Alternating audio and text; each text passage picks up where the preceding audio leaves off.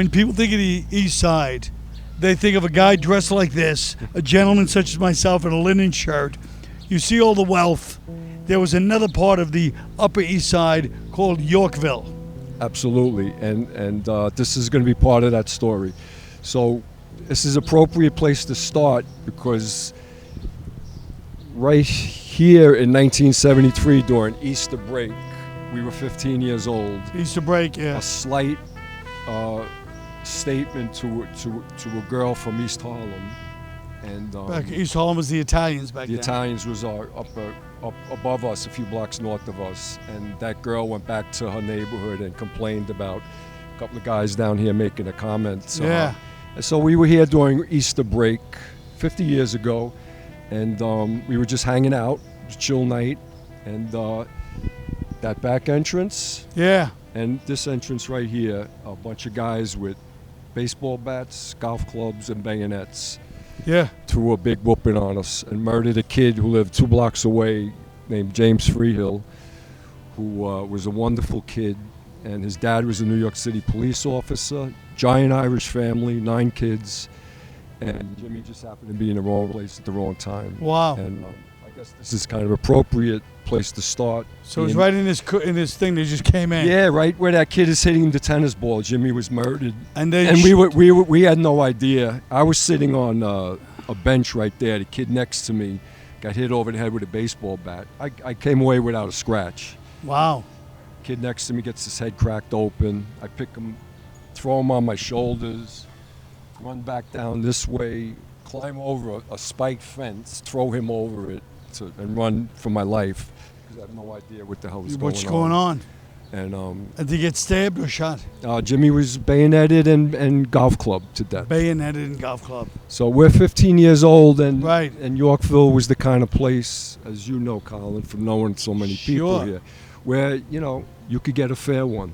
Right. This was the neighborhood, generally Right. speaking, where even if your gang, you were 10 guys and there was only 2 of the other guy, that there would be a fair fight. Yeah. And that's just how it was around here. Kind of after that, guys turned everyone into savages, so to speak. Sure. You didn't know who to trust. Right. Right. Of course. The idyllic Yorkville that we grew up in kind of went out the window. Right. Like the old Life school. got a little harder. That started with. more dangerous. It started with James Cagney. And And the Dead End Kids. Absolutely, and it's the same trajectory. Jimmy's a little kid. Jimmy's story, he's our famous son. The story about Jimmy Cagney, so goes the legend, is there was a settlement house not too far away from here called Lenox Hill Settlement House. Right. And James Cagney was a good boxer. Right. He had really good. He was typical, like all us kids around here. We were all good boxers. Right. We were all pretty good with our fists, Yeah. and a lot of good athletes. And Jimmy was in the ring one day at the settlement house, Yeah. and one of the trainers spotted him and decided that he needed to talk to him. Said, "You know what, kid? Why don't you try something else? Well, maybe acting or dancing, because." Right.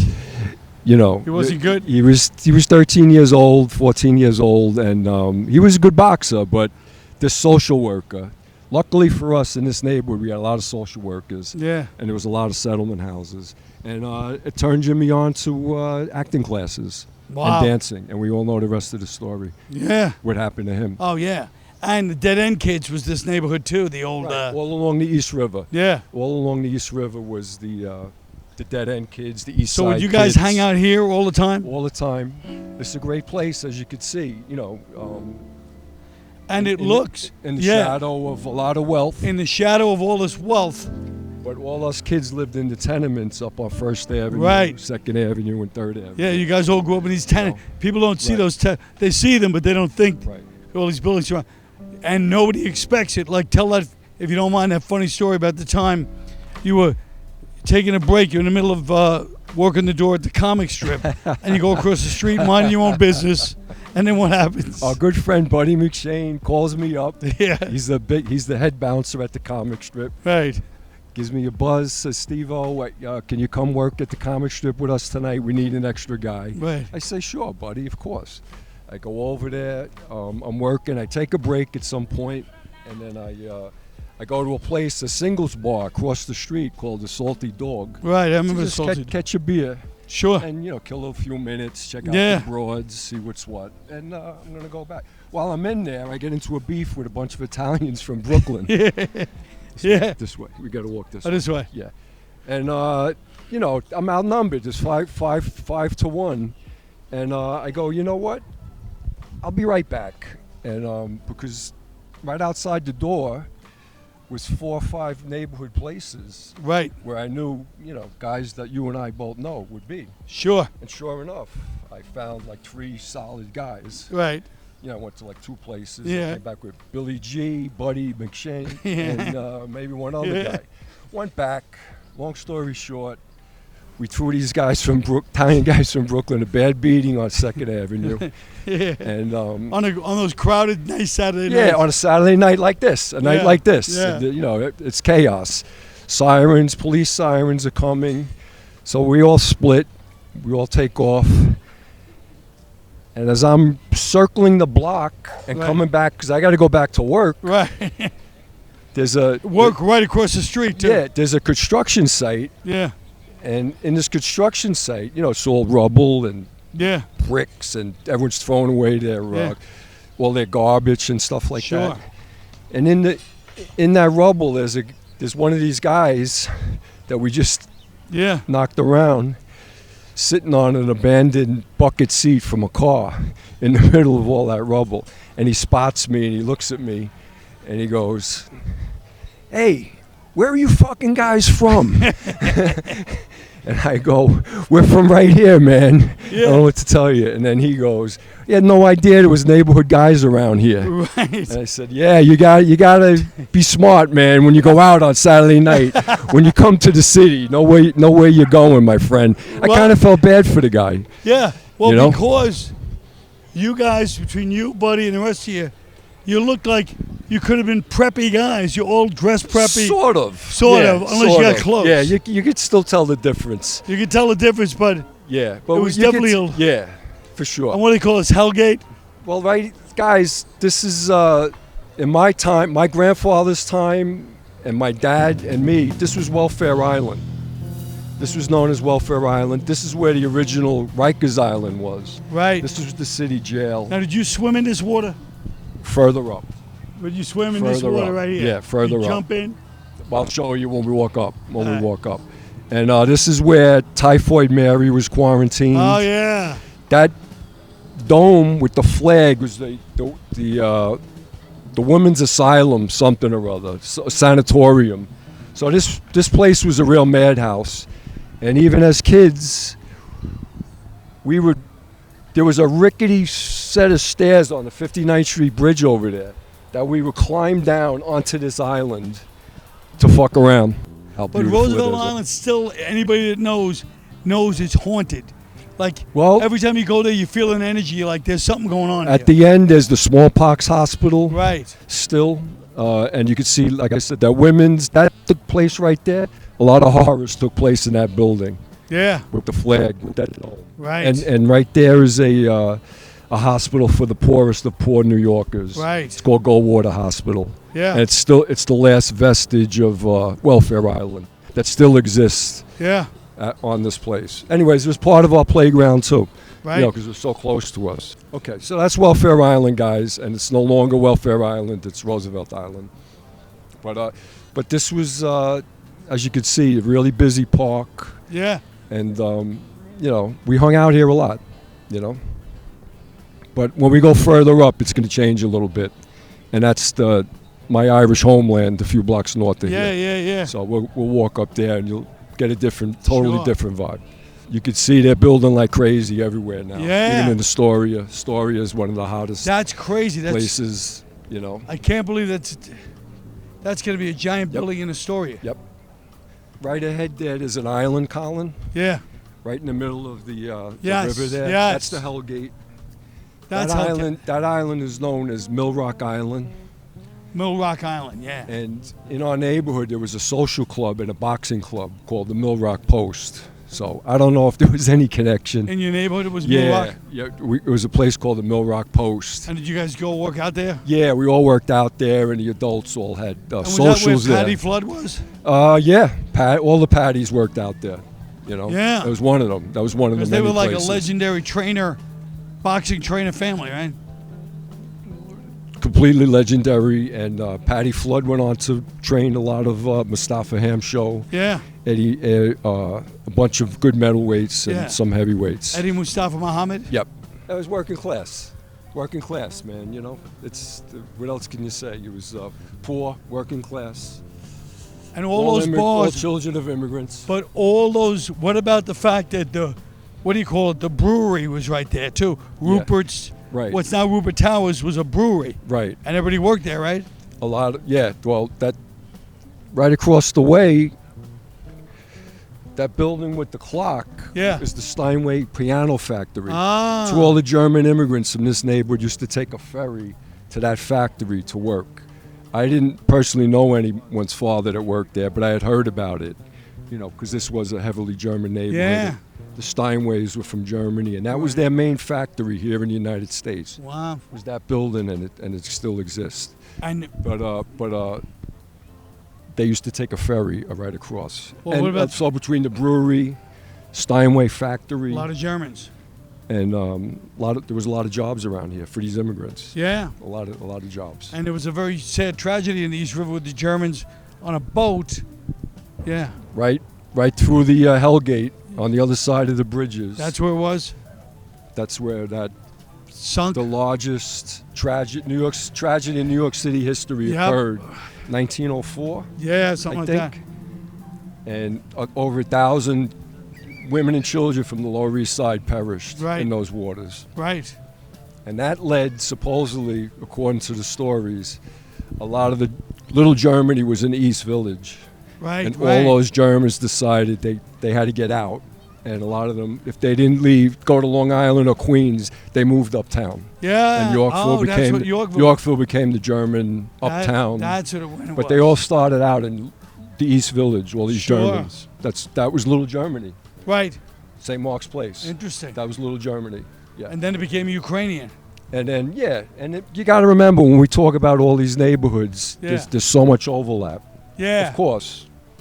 You know, an Irish neighborhood is mostly Irish, but there's lots of Italians, there's lots of Germans, there's Slovakians, Hungarians.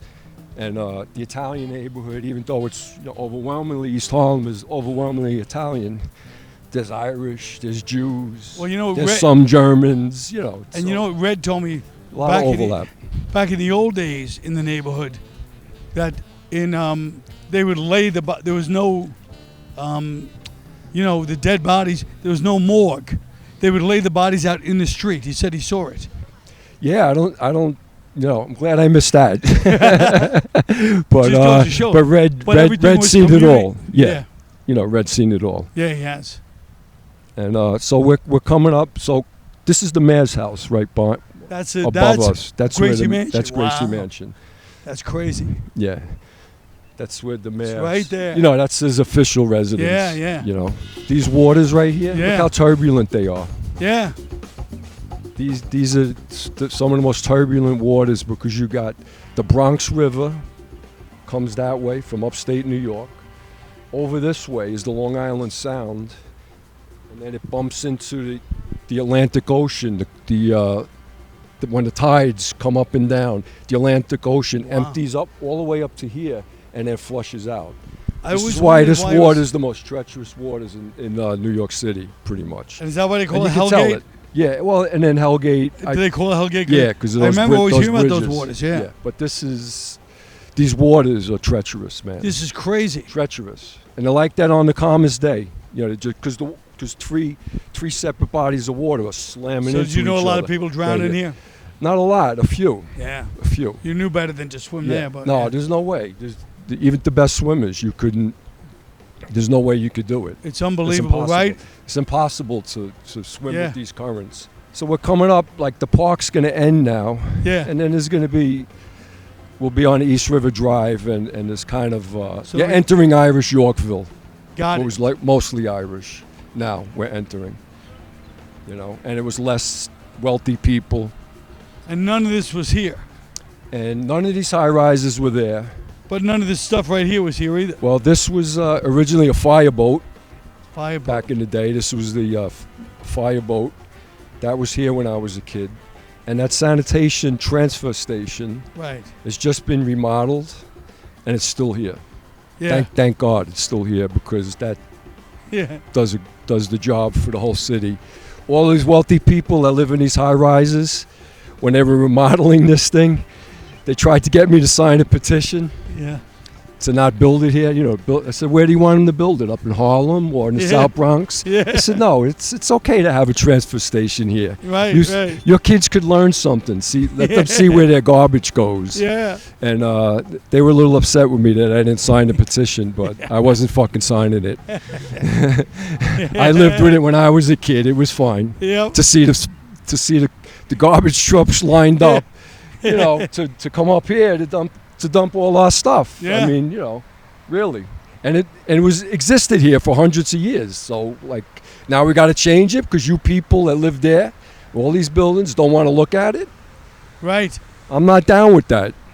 No. Plus the garbage barges are kind of cool. Well, it's where you gonna put it? Yeah. It exists here already. By the way, here's a name from the east side. I realize you may have actually known him. Jim Carroll, Basketball Diaries. Yes. I read his stuff, and Yeah. I kind of connected with him, obviously. Yeah, of course. Because I'm a ball player, Yeah. and this right here, that building and this whole block Sure. was the asphalt plant. This was an asphalt plant Right. that produced all the asphalt for New York City. What? All of it's it? Yes, for New York City, this was Wow. the spot. This is the only building that Wow. exists. They kept that building. They landmarked that building Yeah. because they wanted to build 3 45-story towers on this Yeah. site. By landmarking that building, Good. the wealthy people in this neighborhood did a good thing, and they turned it into a recreation center. Yeah. And it's awesome. And right here was our basketball courts, Colin. So this was my basketball diaries Sure. right here. And when the black kids jumped me and took my fucking ball that time, Right. I crossed this road and chased them up this way and got my ball back. Yeah. Well, how about my That's legend? where I was. I played there myself. The legend was there. All right. Me and my brother had a new ball. We went up here and played. Bounced it, hit the rim, onto the FDR. One course, shot. of course. That was it. And we both we looked at each other and walked home. That's pretty bad, man. Because I Moved played up here. thousands of games there. You And did? that never happened once. Never happened once? Never lost my The ball. first shot. Into the East River Drive. Well, my problem is my form is so, I have such natural strength that I probably popped it off the back of the rim and went in there. It's my I own always fault. wanted to play you, too. Oh, When I well. met you. I knew you were a ball player from Oh, Brooklyn. forget it. I was like, I want to play this guy. Of man. course, everybody wants a piece of me, but, Brooklyn, you know. So, My okay. game still stands. But this is the swimming hole, guys, right here. This was it, So huh? you jump off that pier into this kind of safe zone, and you'd have a lot to climb up on. So it kind of explains itself why guys would swim here. Yeah. So, and the only way to get here to do it, Yeah. we didn't walk around into Right. the park. We ran across the East River Drive with all our beer and all our gear. And you ran across the East River Drive? Yeah, we weren't walking up to 96th Street Wow. or 84th Street to get here. That's Because crazy. we lived over there. Yeah. So we crossed the river, and that was our spot. Wow. So, and then that bridge, the green bridge, that's known as the 103rd Street footbridge, Yeah. leads to the New York State Mental Hospital over that way. That's where I smoked my first cigarettes, on that bridge. It's 103rd Street. Yeah, that's that bridge. We would go up there to get away from here to smoke our cigarettes, so no one would see us. That's crazy. Yeah, so this is my homeland up here. This is it. So, we're walking up. This is the upper end of Yorkville. Yeah. This is Irish Yorkville. Those are the Irish projects ahead. So And these are the Irish houses. Those yeah. are them. And And when you were growing up, they were all Irish. 75%. Same thing. There was always Italians, Germans, Hungarians, Yeah. Slovakians, blacks and Puerto Ricans, Right. but Irish. 75. So this was this part of town of Yorkville Yeah. was like the last neighborhood in Yorkville to be gentrified. Right. So we don't get seriously gentrified and real estated out until the 1980s. Right. Late 80s, late 80s. Yeah. Because this is the projects, man. Yes. And no one wants to build these luxury high-rises at that time next to housing projects. Right. It just wasn't the way to do it. Sure. But those days are over, No, I know. you know? So this is it. And that hospital straight ahead Yes. is the notorious Metropolitan Metropolitan I got stitches Hospital. right there in my head right here. That's Somebody gave me a nice crack. a beautiful thing. I got stitches right there in Metropolitan. Mark got 150 stitches. He did. The minute he got hit in the face with a bottle right over there, His brother. and that's where I brought him, and they did 150 stitches Wow. into his face. So if you got shot or stabbed or anything like that, that's the hospital That was you the one went to go to, yeah. That's the legendary Metropolitan Hospital. Unbelievable. And so this part of town, Colin, last thing is, this is where I described to you where all the winos. There was a lot Yes. of winos in our neighborhood. Right. There was 3 types of drinkers in our neighborhood. Right. You had the winos. You had the guys that stood on the corner with drank beer, quarts Yeah. of beer, and you had the guys that went to bars. Right. So you had 3, and then you had heroin addicts. Right. So this whole neighborhood was filled with people that were getting fucked up and were laying around everywhere. So I met Red in a park right up there on 96th Street. I don't know if I told you the story. Red was sleeping with 3 other bums in the park where I was playing with my friends, and we decided that because we were playing on the monkey bars and all that stuff, we saw these guys all sleeping in the middle of the day. We said, let's see if we could jump over them, Oh, yeah.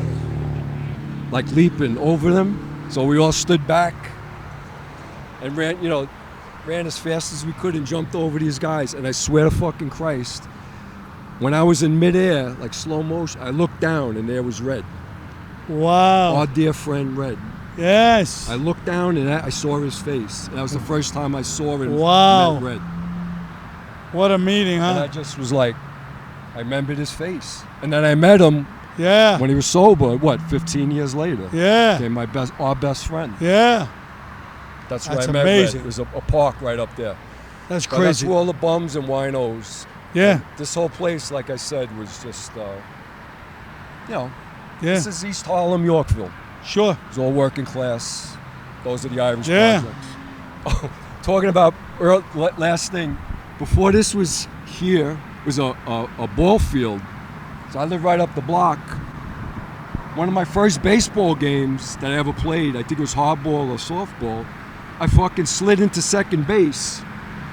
Mistake, because my knees were filled with the brown and green glass that I described that was littered this whole neighborhood. It was embedded in my freaking knees. And when I got home, my mother spent an hour picking the glass out of my knee.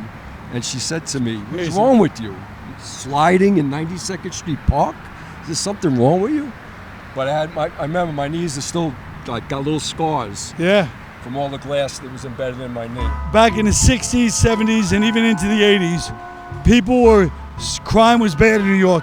The only neighborhood where girls felt safe going out at night was Yorkville, East Side. So all the singles bars were here. The whole singles bar scene started in the 60s, Adam's Apple, Maxwell's Plum. Absolutely. Right? Yes. So by the 60s, 70s, and 80s, all the flight attendants, all the secretaries, they would all get apartments Yes, right. together and live in this. It was like what They were living in the old walk-up tenements and sharing. what Williamsburg became was the Yorkville kind of, right? Absolutely. So like 3rd Avenue, 2nd Avenue, and all these bars open. Right. And it was like, Joe Namath and all these, it was like the singles place. It was a hot spot. Yeah. It was definitely a hot spot. And like I said, guys from all over, all over other boroughs would come in. pick up girls at Adam's Apple. Right. Adam's Apple. The only thing about all those clubs were the guys, the Italian neighborhood around the 59th Street Bridge. Right.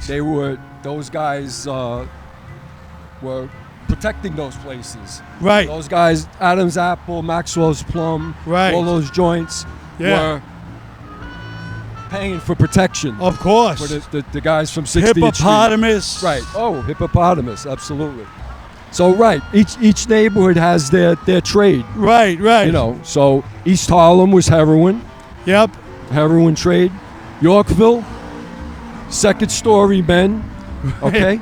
So when we were kids, right, all we were taught was your father and your grandfather, don't fucking steal. Right. And then you go to Catholic school and you learn about the fifth commandment. Right. Do not steal, right? Number 5. Right. And then you come outside and what is everybody doing? Stealing. Everybody's stealing. And you gotta wonder, you're like, things are backwards, man. But, you know, you keep your mouth shut, you keep your head down, you know. But everybody was stealing, Colin. I would come to the back of my building and there would be parking meters in the back. You know, I mean, the only thing that didn't get stolen was the fucking mail. Was the mailbox. Right. So there was all these contradictory messages. Sure. That we received.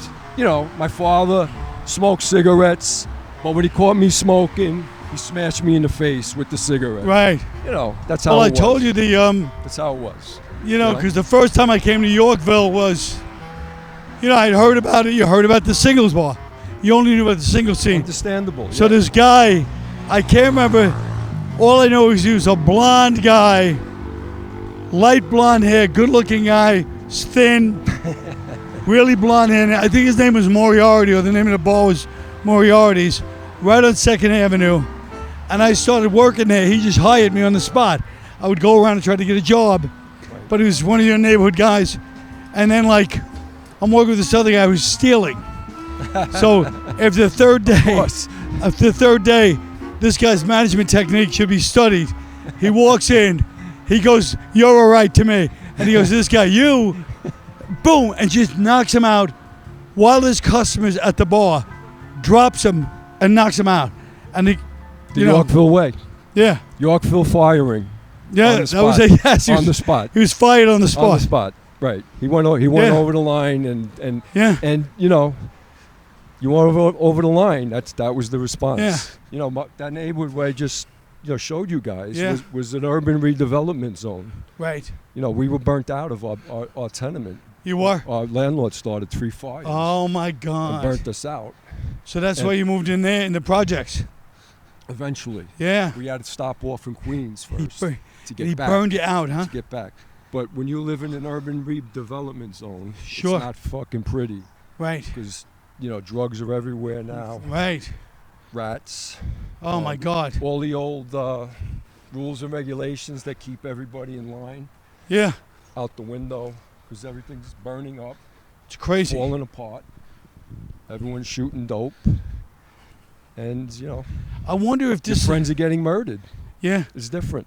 I wonder if this neighborhood has the same, like, I feel like this neighborhood, you guys were very connected. Even when I was working over here, I know there was a real connection between you and the West Side, Hell's Kitchen. You know what I mean? Yes. You guys were always, you were the two Irish neighborhoods in Manhattan. We were the ones that kept it together. Yep. Yes, that kept the New York City thing alive. Yes. And some families from Hell's Kitchen settled on the East Side. So there's that. Yeah. And then there's guys dating girls. Right. And then there's meeting guys in high school. Well, yeah, you guys all... And then the hockey thing. The hockey thing. Hockey. This is the big East Side hockey neighborhood. Yep. They're the giant West Side. Yeah, they had the Mullen brothers. So we had to play them. And, you know. Yes. So that led to a few strong altercations. Yeah. Strong connection. See, now, so all of these buildings, you probably knew half the people. Yeah, on this. these were all walk-up tenements. Yeah. Yeah, this was a good block back in the day. You probably knew half these people. Yeah, there was good stickball games on this block, believe it or not. It was a good block. You could tell, nice residential block. Yeah. It was one of the nicer blocks, even back then, believe it or not. You know, the kids around here were semi-normal compared to some of the blocks I lived on. Right. Yeah, you could not get your ass kicked on this block as a kid. Yeah, that's fun. That's one of the main things about it. Every block. It's funny you say that. When I was little, you'd be like, we want to go to the record store. So you're like, well, you can't walk down 5th Street because those kids, and they see you coming. And the worst thing you could hear was, hey, you. Oh, yeah. Because then yeah, you're like, that was a good oh, one. hey, That's you. a good one. Yeah. Or, hey, mouth. That's a good memory. And you'd be like, you'd always walk down the wrong block. If you heard, hey, you knew you were like, oh, toast, boy, man. they don't know my name. They just, hey, kid. Yeah. You're like, oh, boy, hey, kid. That was not good, man. Yeah. That was not good. Yeah, you had to really try to go. You're And I'm sure, like, even in the morning, especially if you're like 9 years old. Oh, the other 9-year-old kids are out in the morning too. Absolutely, That's your big time. Yeah. Yeah, that's when you're gonna run into them. Yeah. Yeah.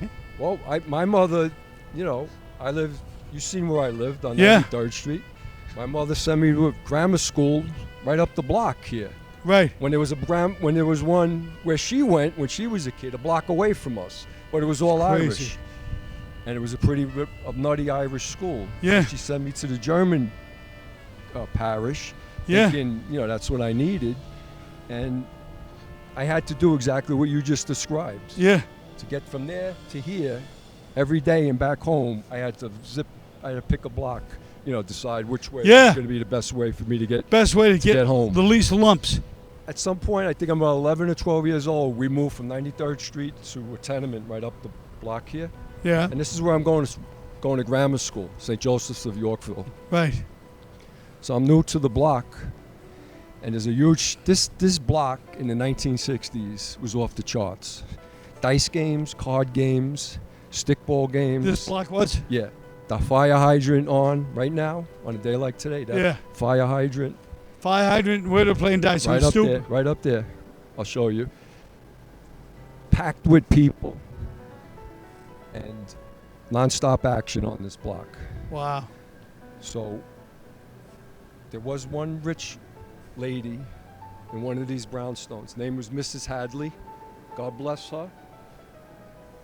Every year around Christmas time, she would rent limousines and take all the kids from this block in those limousines to Radio City to see like the Sound of Music or whatever was playing. Right, the Christmas. She did it. The Christmas part, yeah. This lone single rich lady did that for us. Oh my God. Yeah. And that's great. Our parents were like, yeah, take them. Yeah. Go. That's so so fun. I'm new to the block. I'm sitting on the car over here. And how old are you? I'm 10 years old. Got 11 years old. 10 years and old. there's a stickball game going on. And I'm kind of figuring out the lay of the land, who's who. And I see this guy walking towards me, an older guy. He's wearing nice slacks, a nice button-down shirt, nice black boots. His hair is done nice. And I say to the guys, because back in those days, you probably remember, you could sit on someone's car. Yeah. Usually, and the person who owned that car would usually just say to you, please don't fuck my car up. Right. Or maybe he'd chase you off it and you'd sit on another car. Sure. It was no big deal. I was sitting on the car, and I said to the guys I was with, I said, who's this guy? Because he just looked menacing. There was something about him, I said, who's this guy? And they all looked at me like I had 3 heads, and they go, you don't know who that is? That's Bobby Waters. He's a fugitive. And I went, what? What do you mean he's a fugitive? They go, he's a fugitive, just like that. We're like, what's wrong with you, kid? Like, I'm a naive kid. Right. And I go, I just watched The Fugitive the other night with my father on TV. Like, that kind of fugitive? And they go, yeah, he's a fucking fugitive. I go, okay, he's a fugitive. This is a cool block. What do you want me to say? Yeah. Bobby, this guy, his name's Bobby Waters. He gets up to bat. He hits a shot. He hits a long, deep shot. The first thing I notice about him, he takes off his boots and he puts them next to a car tire near first base. So he takes off his boots, puts them next to the car tire by first base. Gets his stickball bat, goes up to the hydrant over here, because that's home plate. Yeah. He hits a shot that bounces into First Avenue. Wow, great shot. Steps on first base, picks up his boots, hits the sewer at second base, doesn't round to come back to third, and keeps fucking going. What's going on? 2 seconds later, there was undercover cops parked over here. In the car, yeah. Jumping out of the car. a whole to-do, whole thing. Bobby into the And they're wind. chasing it. They start chasing him. Yeah, it just was a big to-do, but it was like, of course, this is what it's like around here. This is the real deal, man. I loved it. He took his boots off. He took his, because he was He knew. on the lam, and But how he knew about his the day was coming, you know, and how about the fact that he also it was had hilarious, man. he was cool and calm enough to hit it that far. Well, yeah. What was the chances he was going to hit a good shot like that to make his move? Oh my God! But I knew there was something about this guy. Yeah. You know, I just knew He it. had it. Yeah. And They play cards and and this Tyson. hydrant. This is the hydrant. This was the main hydrant for everybody. This one. So my next door neighbor was Yeah. a second story man that lived in my building. He's working the hydrant one nice hot day, and he's dressed up nice too. Nice slacks, Yeah. DDT on, his hair's all fixed up. He's got the Maxwell coffee can Yeah. cut Yeah. out to do the spraying. Nice. A convertible pulls up with a beautiful blonde and a guy with the sweater wrapped around his neck with the top down. And he pulls up right over here and he looks to Danny, his name was Danny, and he goes, you know, like, Right. you're gonna keep it down, right? Right. And Danny said, yeah, don't worry about it. Come on through. Blasted him. Of course. Blasted him. Of course. I was like, you know. And then he got out of the car. Danny Right. knocked him out. Right. Cops came. Hydrant got shut down. Just another day in the neighborhood. Yep. And, And then in the 70s, it was all great. hookers, remember? Right. And then once that happened, Yeah. the hookers and the heroin Yeah. and the German businesses took off. Yeah, they all went. Yep. And that was the end of that. Colin, it's you know, when you're a kid and, Yeah. and things happen to you that are traumatic, Yeah. they get etched into your brain, man. You know? You know And- this neighborhood like nothing, man. And so many things happened when I was a kid that just seared into my brain, Yeah. you know? And that's Look, I knew you want to see the symbol of what the neighborhood was and how it's changed. Look, the construction site with the Irish and American flag right there. Exactly. Wow. There you go. How cool does that look? There you go. I mean, that That's says it all. That's classic. And one last building standing. One last tenement. I mean, this is Somehow unbelievable. and this was what my neighborhood looked like, you know, Yeah. when I got kicked out Yeah. uptown, was looking like this for years. Wow. Wow. You know, but it was all around me. Isn't this they were wild? burning us out everywhere. But yeah, this is what it looked like. Well, Thanks, man. thank you. Appreciate it. Are you kidding me? I hope it was all right. Yeah, I loved it. Are you kidding me?